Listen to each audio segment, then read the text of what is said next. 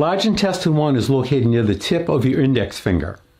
To locate large intestine 1, find the base of your nail of your index finger. Then find the end that is closest to the thumb. Next, find the point that is just to the side and below that, like this. Here's the index finger. Here's the nail of the index finger. Here's the base of the nail.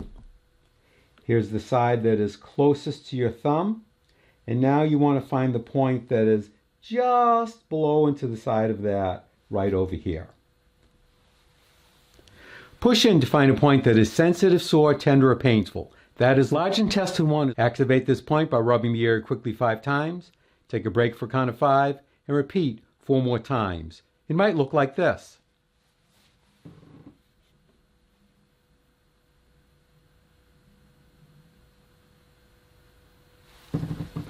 Or if you have an acupressure instrument called a Tei Shin, it might look like this.